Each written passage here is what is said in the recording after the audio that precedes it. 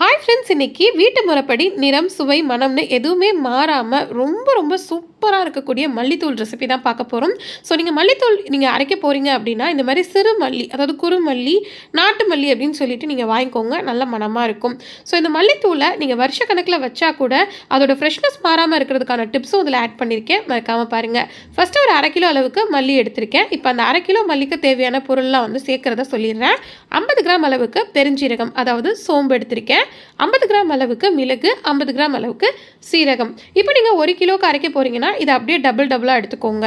So இதோட வந்து பார்த்தீங்கன்னா கலருக்காக 4 மஞ்சள் கிழங்கு, அதாவது நம்ம மஞ்சள் தூள் கரைப்போம் இல்லையா, அந்த மஞ்சள் வந்து ஒரு 4 துண்டு அளவுக்கு எடுத்துக்கோங்க.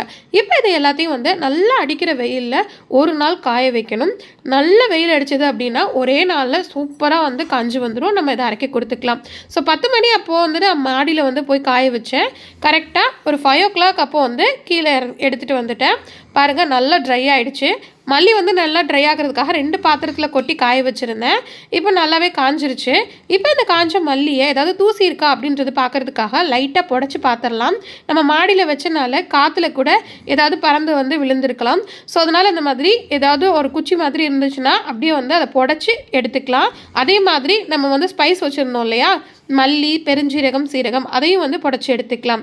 அடுத்து நம்ம வச்சுருந்த மஞ்சள் நல்லா வந்து காஞ்சிருக்கும். இதை அப்படியே சேர்க்கக்கூடாது. லைட்டாக அந்த மாதிரி ஒரு கவரில் இடிக்கல் வச்சு தட்டி சேர்த்துக்கோங்க. அப்போ தான் அரைப்படுறதுக்கு ஈஸியாக இருக்கும். ஸோ இது மாதிரி எல்லாமே ரெடி ஆகிடுச்சு. இப்போ நம்ம தூக்கு சட்டியில் போய் அரைச்சிட்டு வந்துடலாம். நல்ல மணக்க சூப்பரான கம மல்லித்தூள் ரெடி ஆகிடுச்சு. இதோட பர்ஃபெக்டான நிறம் மாறாமல் இருக்கணும்னா உங்களுக்கு தேவைப்படுற அளவு மட்டும் எடுத்து வச்சுட்டு மீதத்தை ஃப்ரிட்ஜில் வச்சு ஸ்டோர் பண்ணுங்கள்.